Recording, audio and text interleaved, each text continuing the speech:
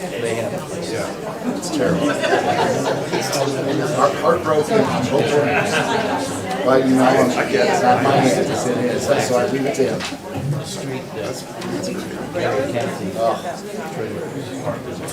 All right, we're going to get started with our Bible class this morning.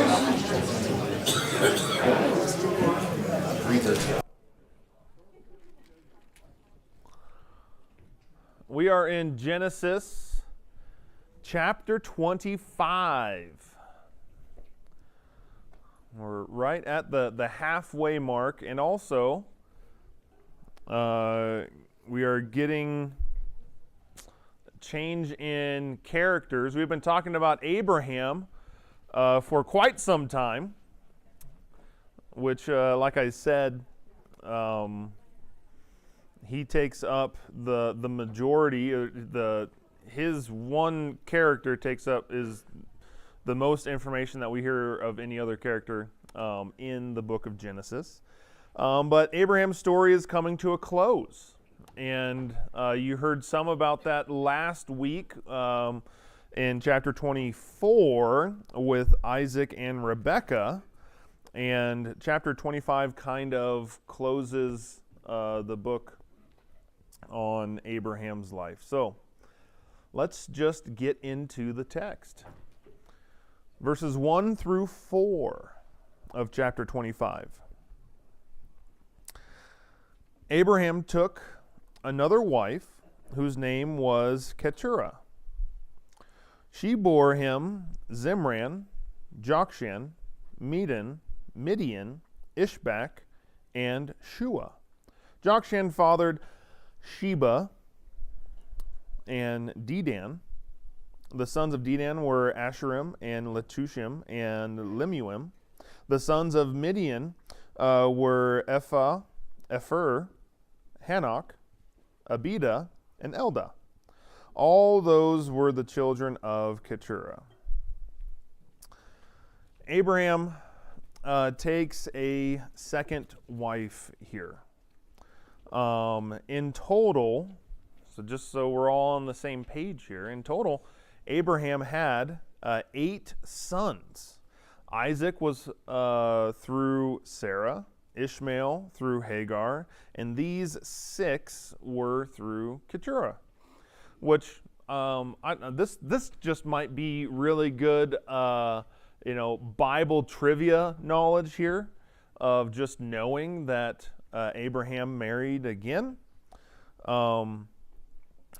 and had more sons than just the 2 that we typically think of in Isaac and Ishmael. Verses 5 through 6. Yes, sir. I'm assuming that this is not in chronological order.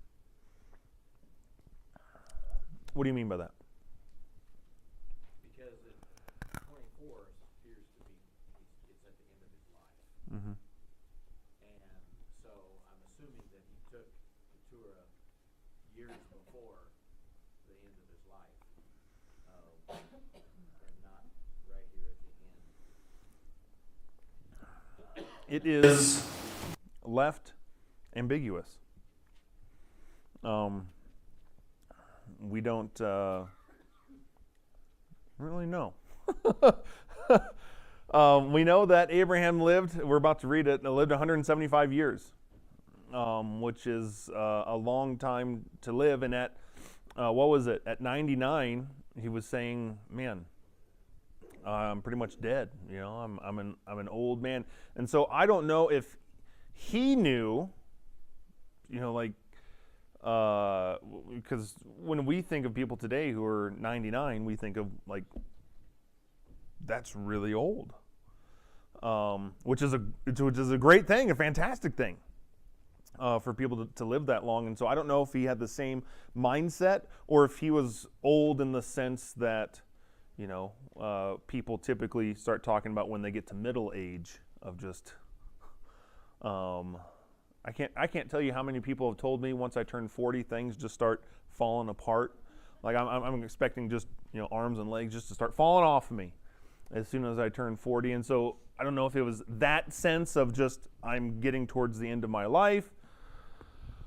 And where this other woman came from, Keturah, came in the grand scheme of things is kind of lost on me. But we're just given the information here. As far as, how much, I don't know, fathering potential did Abraham have if this was in chronological order? I don't know. I've never lived 175 years, and so I don't know how any of that works. But it is interesting to at least to think about of when did this happen, right? Because we're kind of getting the, oh, and by the way, notes here. Verses 5 and 6, we get a little bit more. It says, but to the sons of his concubines, Abraham gave gifts. Verse 5. I skipped verse 5. Abraham gave all that he had to Isaac. But to the sons of his concubines, Abraham gave gifts. And after he was still living, he sent them away from his son Isaac eastward to the east country. As was prophesied and mentioned. We went through all of this when Abraham put away Ishmael and Hagar, that all was going to be given to Isaac. It does say that he gave some gifts. Now, this is another kind of, mention of concubines here, of where were these women at, and why is this the first time that I'm hearing about this? And so I don't know, and really nobody knows, but could that term concubine be referencing Hagar and Keturah here, the women of whom their sons would not receive any inheritance? Is that one way of putting that? I don't know. Or did Abraham have, like we see in some of the kings, did he also have kind of a harem of concubines? We don't know. This is the only mention of it. Just says this is what it did. But it was more, the statement is, as much as we might want to know all the ins and outs of who Abraham had around him.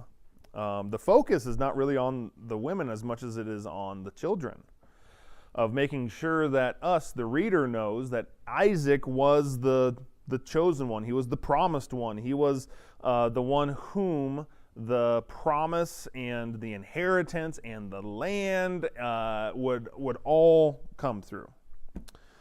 So now that we have that behind us, let's read the next section, 7 through 11. These are the days of the years of Abraham's life, 175 years. Abraham breathed his last and died in a good old age, and an old man and full of years, and was gathered to his people. Isaac and Ishmael, his sons, buried him in the cave of Machpelah, in the field of Ephron, the son of Zohar the Hittite, east of Mamre, the field that Abraham purchased from the Hittites. There Abraham was buried with Sarah his wife. After the death of Abraham, God blessed Isaac his son, and Isaac settled at Beer Lahai Roi. And thus ends the life of one of the most important men in the Bible. We have a sunflower sunset going on here. Yeah, Karen. So, Chris, we know that Sarah died at 127 years, and he was 10 years older. So he was 137, and he lived to 175. So there was 38 years there that he must have remarried. Remarried, yeah. Well, we if you take the chronological approach, then yeah, there's I think there would be obviously plenty of time for him to remarry and to have these other 6 sons in there. But Abraham also said that his body was as good as dead when he was 99. So then where do you put that? Anyways, but yes. It just doesn't mention Keturah until after Yeah. Sarah died. Yeah. So I don't know.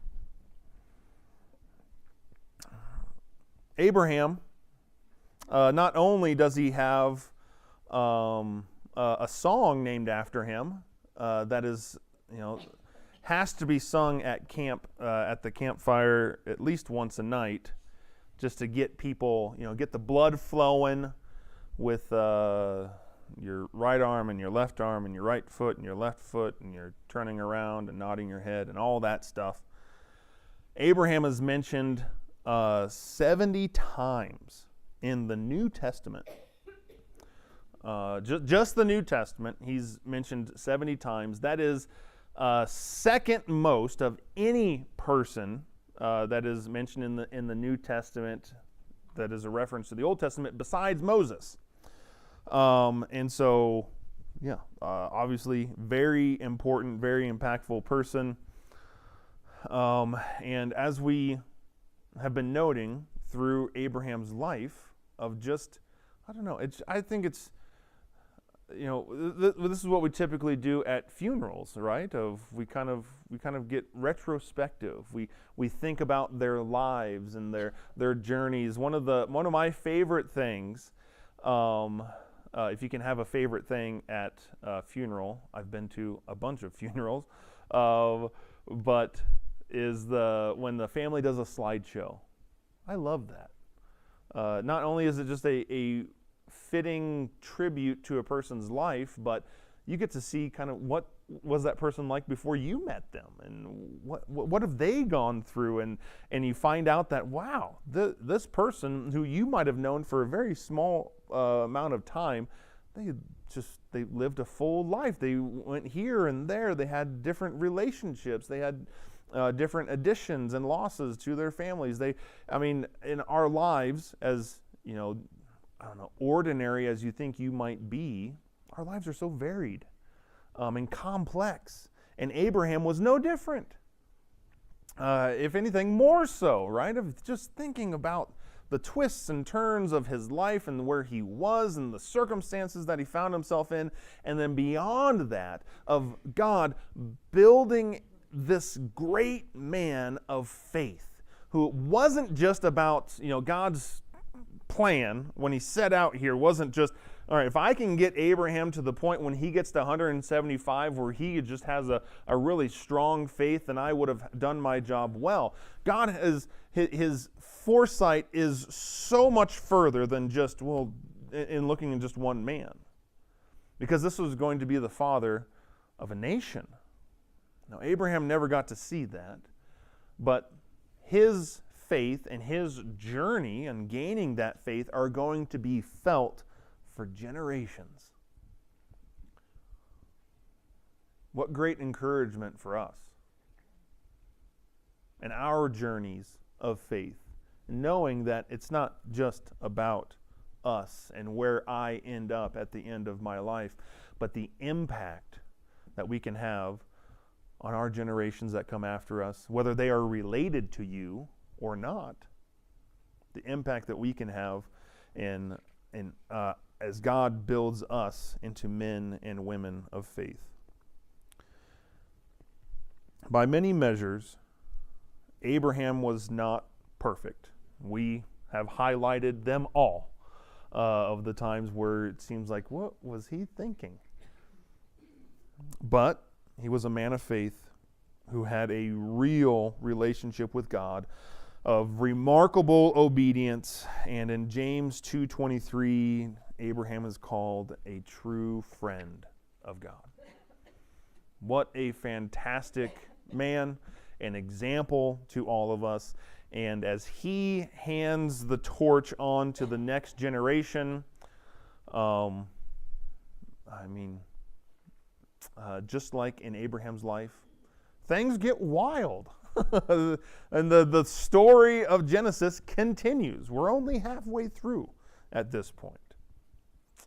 Go ahead, Phil. I think it's good for us to remember, what you just said about Abraham, that he was a man of God and that kind of thing. But we need to remember that not always did he live that way. Yeah. And yet God helped him come back, brought him back, and forgave him and went on.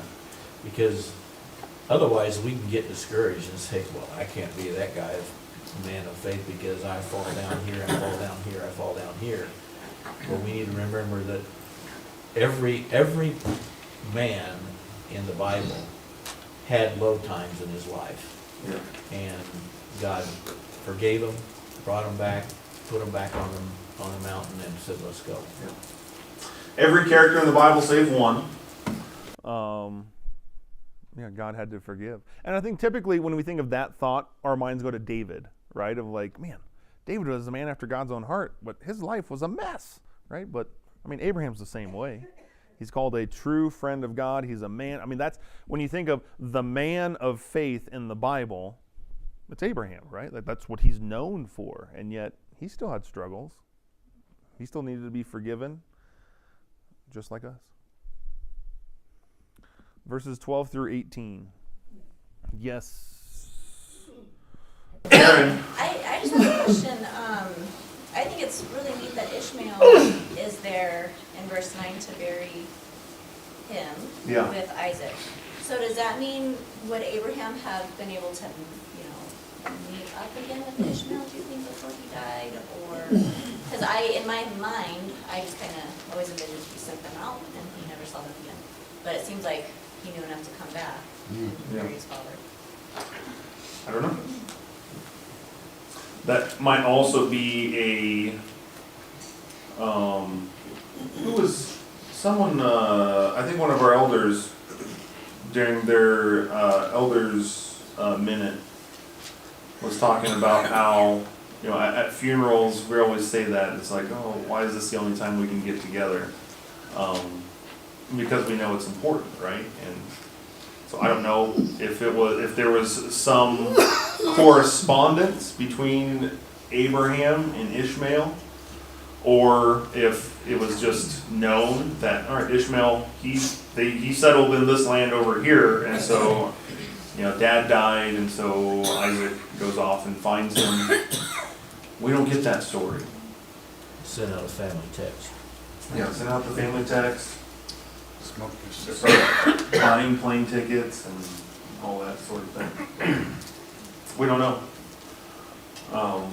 whether they had a relationship or if it was just, we need to go find him so we can bury Abraham. Verses 12 through 18. 25. It says, these are the generations of Ishmael, Abraham's son, whom Hagar the Egyptian, Sarah's servant, bore to Abraham. These are the names of the sons of Ishmael, named in order of their birth. Nebaioth, the firstborn of Ishmael, and Kedar, Adbeel, Mibsam, Mishmam, Duma, Massa, Hadad, Tema, Jeter, Naphish, and Kedema. We got through that. That's pretty good, right? These are the sons of Ishmael, and these are the names by their villages and by their encampments, 12 princes according to their tribes. These are the years of the life of Ishmael, 137 years. He breathed his last and died, and was gathered to his people. They settled from Havilah to Shur, which is opposite Egypt in the direction of Assyria. He settled over against all his kinsmen.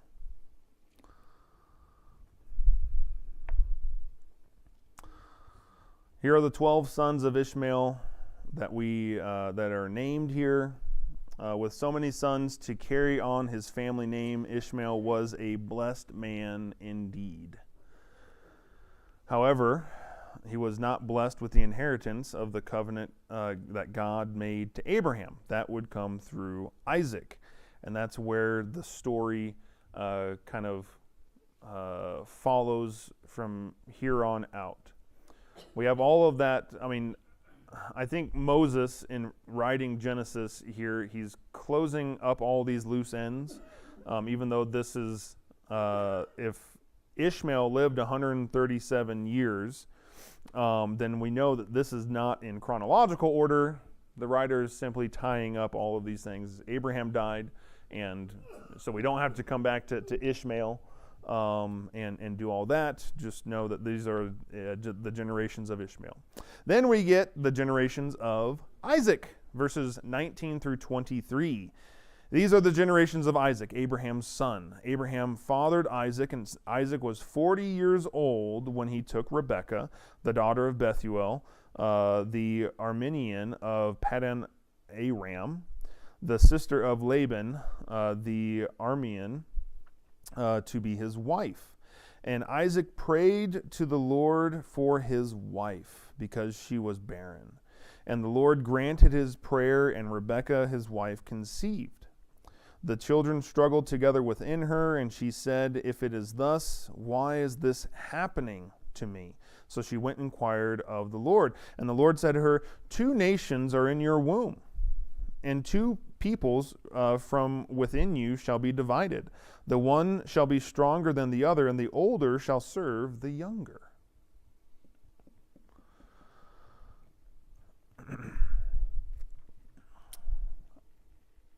Isaac here, it says that he prayed for his wife. He prayed to the Lord for his wife. Let me ask you this. Who do you think prays more, men or women?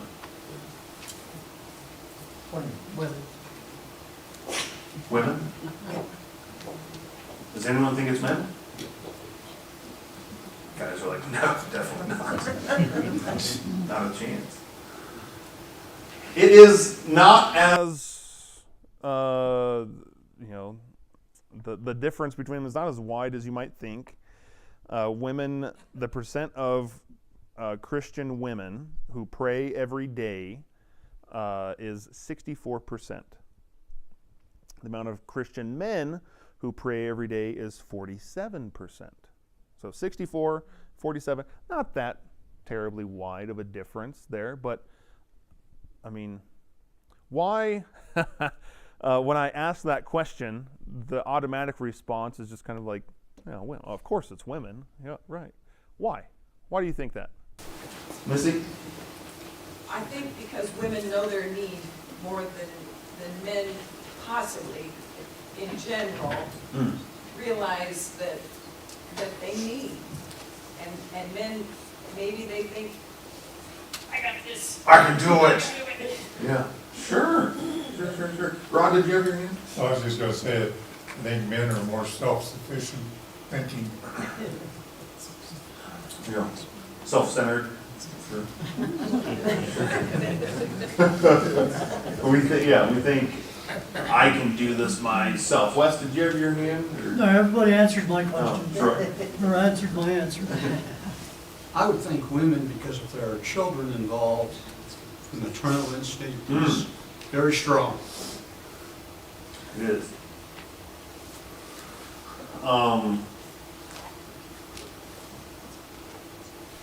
It is, and I agree with all of that. Alicia has a prayer board at home, and she has all these notes stuck to it of, this person, and of course me and all the kids are on there. And I don't know, it just kind of shocked me one day as I was walking by it, and mine says Chris on it, and I go, I wonder what's on my list here. What is she praying about for me? But I can't remember what it was. But it was all good things. It made me feel humbled of just the thought. And I don't know why the thought struck me so profoundly, but to think that, wow, my wife, she's praying for me. Like she believes in me, and she wants me to do all of these wonderful things and to be the man that God wants me to be. And maybe the reason why it struck me so profoundly is not just the things that were on that list, but thinking to myself, or maybe it wasn't just feeling honored, but also feeling a little guilty of, man, if she's like going and petitioning God for all of these things on my behalf, what have I talked to God about on her behalf? I think that's a question for all of us husbands to consider. Knowing that just because our wives are women means that they're probably praying more than us, and they're probably praying for you. I don't know. I love that thought. Rod, what were you going to say? I was gonna say, ever since you gave us a little sticker that says SNAP on it, I put that on the bathroom mirror. I find myself avoiding looking at it. Don't look at it. The mirror's a great spot because you can pray while you're brushing your teeth, right? In fact, that might be a good way. That might be a good dental hygiene thing, right? Get through a prayer, and then you can be done brushing your teeth. Troy? Something I remember having brought up in a discussion similar to this once upon a time was women are more specific. You know, they're going to pray for each child by name, and the nephew or the niece that has a particular need by name, and then kind of lump them all together. Yeah. Here's my family. You know what they need, God. Which is true, but I guess that's another way that men and women are kind of wired different. Yeah. And I found another study that was interesting. So, like, not only do women just spend more time in prayer than men do, men, if you took their top 5 things that they pray about, their wives don't make the top 5. We pray about our job. We do pray. We get a little redemption here that our children do make the top 5. We pray. This is embarrassing, but sports teams made the top 5. And that's, that might be a little tongue-in-cheek there of, like, God, please let this field goal go through, or, whatever. But, and while the opposite is true for our wives, that typically not only are for a married woman, not only is the husband in the top 5, typically it's top 1. Isn't that interesting? And I wonder too if that's just how we're wired differently. But I think it should. I don't know. I read it and I was like, I felt very guilty, and very very much outed in my prayer life. But for you husbands out there, taking the example of Isaac here, I just love that it says that it wasn't just her praying that she could have a child. We see that throughout the Bible. We see that with Hannah. We see that with Sarah. But here it specifically says that Isaac prayed for his wife. Benefits of praying for your wives: it draws you closer to God. Men, it helps us kind of work through some of those angry feelings that we have. It helps us become less selfish, and it makes her feel loved and protected. Phil. Back to your men and women praying, I don't remember of any man in the Bible being mentioned as given to prayer, but there are women mentioned as being given to prayer. Anna being one. I believe that Elizabeth was listed as like that as well, and possibly others, but nowhere that I remember is there talked about a man was given to prayer. Yeah. I can't think about that too much, Phil, otherwise I'm going to just sit up here and think. Rob? I think on the average, women also can empathize more with emotionally charged situations Yeah. than guys can. unless it's fourth down with less than 2 minutes left on the goal line or something. Then guys kind of overtake that one, Yeah. I'm just saying. We But on gotta- the average, I think women connect more with that emotion and are able to pray for more natural things that God looks for Yep.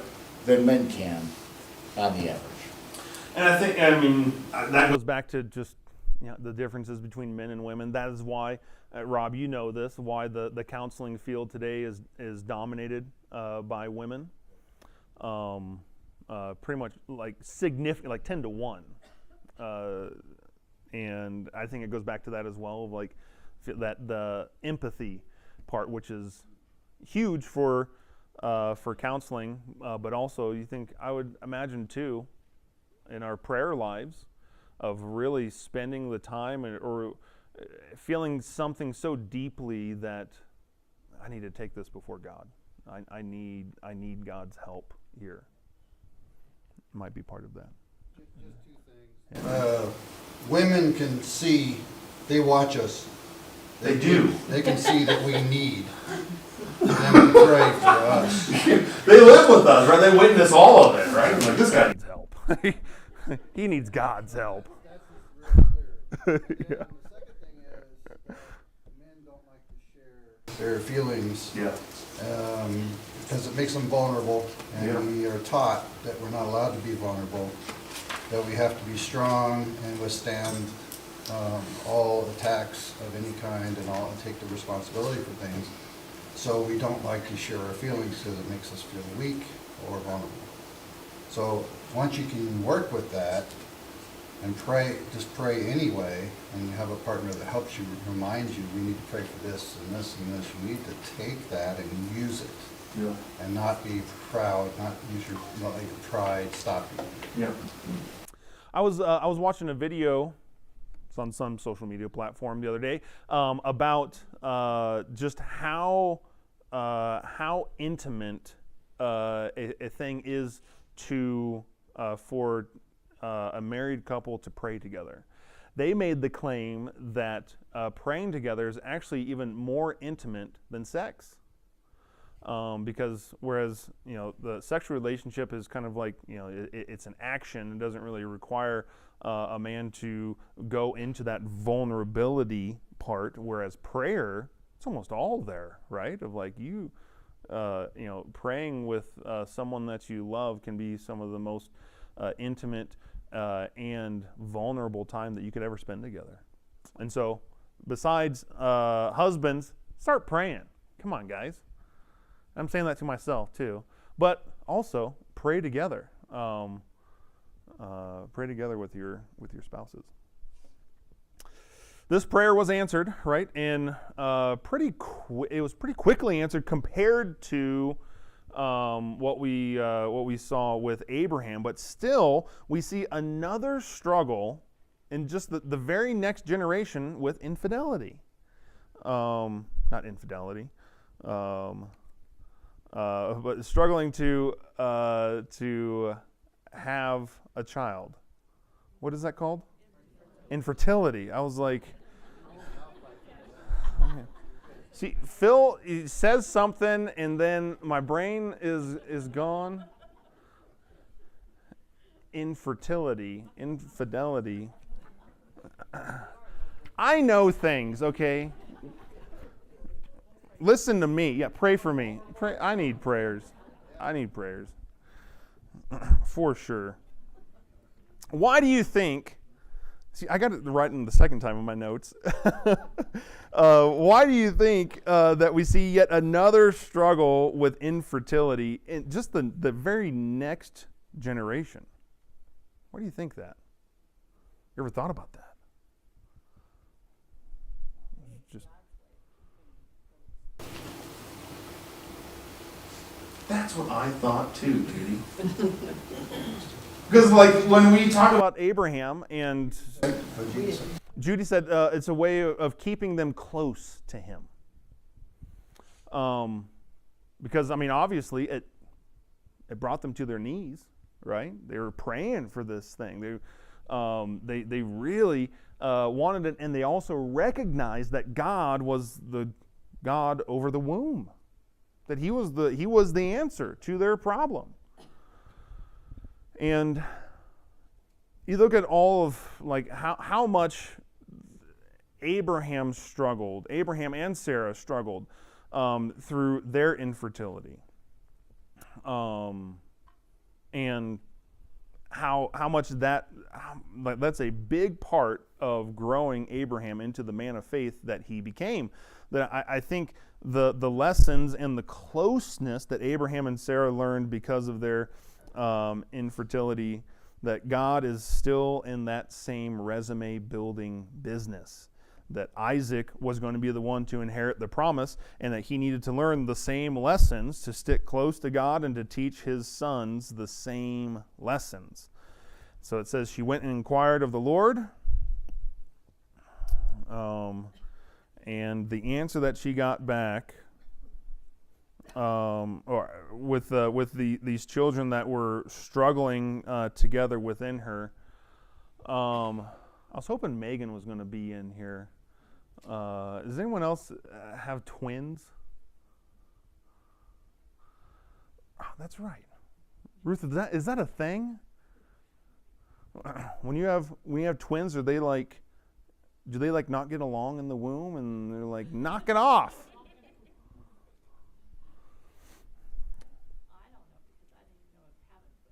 Okay. Yeah, there.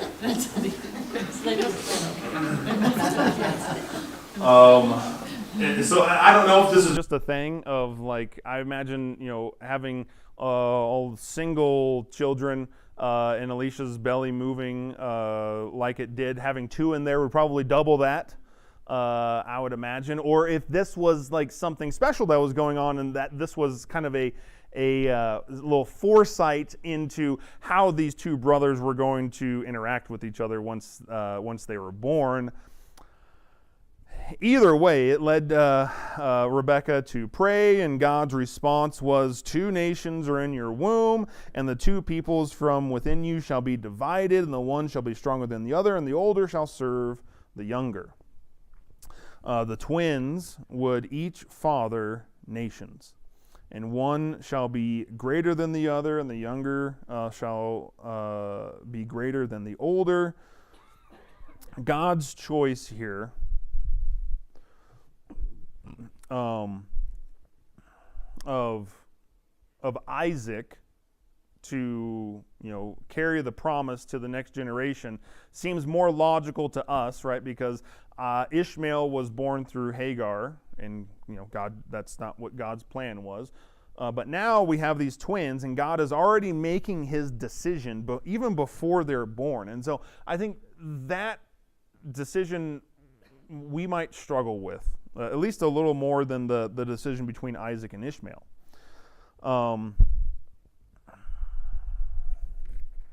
God announced his intentions to Rebekah before the children were born, and it means that this choice has more to do with God than it has to do with the actions of either of them. God had a plan in place, and he would work in their lives to bring that plan to fruition. And because the twin that he chose might seem more like the evil twin, at least in the beginning, we kind of struggle with that. Let's read verses 24 through 26. It says, when her days to give birth were complete, behold, there were twins in her womb. The first came out red, all his body like a hairy cloak. So they named him Esau. Afterward, his brother came out with his hand holding Esau's heel, so his name was called Jacob. Isaac was 60 years old when she bore them. So they were married when Isaac was 40. They had the kids when Isaac was 60, and so this was 20 years of struggling. We imagine praying during the struggle with infertility, and then we get these 2 people. These 2 boys. Esau referred to his hairiness and the color, the hair color of Esau. Jacob referred to the way that the second born was holding on to the heel of his brother. Jacob has the name has the idea of heel catcher, which meant something in that day. It had the idea of a trickster or a con man or a scoundrel or a rascal. It wasn't a compliment. And Jacob would live up to that name for sure. We get the story. Verses 27 through the end of the chapter. When the boys grew up, Esau was a skillful hunter, a man of the field, while Jacob was a quiet man, dwelling in tents. Isaac loved Esau because he ate of his game, but Rebekah loved Jacob. Once when Jacob was cooking stew, Esau came in from the field, and he was exhausted. And Esau said to Jacob, "Let me eat some of that red stew, for I am exhausted." Therefore his name was called Edom. Jacob said, "Sell me your birthright now." Esau said, "I'm about to die. Of what use is a birthright to me?" Jacob said, swear to me now." So he swore to him and sold his birthright to Jacob. Then Jacob gave Esau some bread and lentil stew, and he ate and drank and rose and went his way. Thus Esau despised his birthright. First we see that Esau was a hunter. He was a man of the field. In the ESV, it says Jacob was a quiet man. Is there any other translations? A peaceful man? Content to stay at home man? Mine says literally that means complete.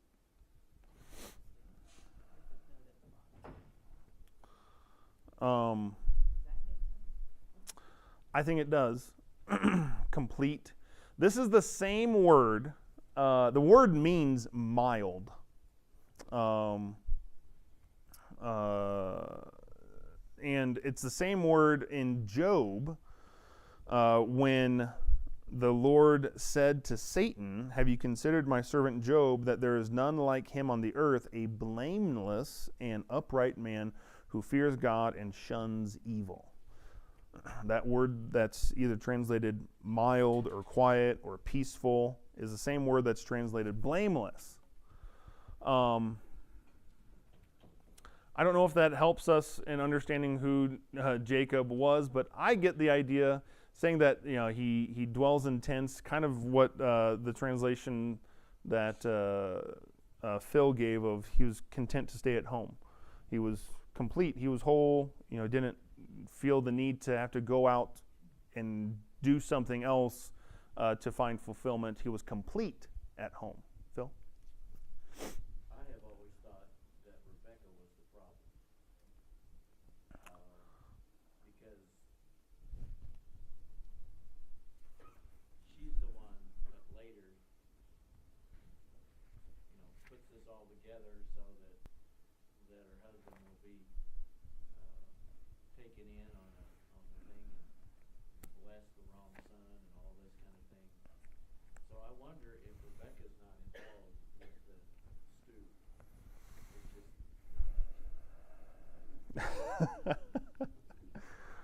Phil. What? Karen? I think it's just another example of parents who show partiality. Yeah. Just like the with Joseph. And this is the father is showing it to Esau, and the mother is to Jacob. And it always causes problems. It does. It does. We are out of time. And so... Real quick. Go ahead, Scott. Just in verse 23, it says the Lord told her which one was going to be superior. So she's just working God's plan. So let's not give her too much. See, I thought that too, Scott, and I'm just wondering, God said this to Rebekah. Did Rebekah tell this to Isaac? Do you think if Isaac knew, did they tell this to the kids? Is that something you can tell the kids? Of like, hey, just so you know, you're going to be serving this little, your younger brother. Probably not. We're out of time, and so what a perfect spot just to give a little cliffhanger here. We're going to be next week. We're going to be talking about Jacob and Esau. because the differences between the two and then the implications from their relationship are far-reaching and very interesting, and I don't want to just kind of gloss over this. So we're going to stop there. Let's end our class in a prayer, and then we'll be dismissed. Dear Heavenly Father, God, thank you so much for this time and the great blessing that it is that we can look into your word and study it and become better people. God, as we think about Abraham's story, the story of his life and all of the twists and turns that it took to get him to become the great man of faith that he was. God, help us to take that example and apply it into our lives, that it wasn't just the great things that he did, but the fact that he kept on coming back to you. God, help us to continually dust ourselves off and come back to you when we fall. God, please be with us as we enter into a time of worship, that we might worship you with all of our hearts. For you are awesome and powerful and greater than us. We love you. It's in your Son's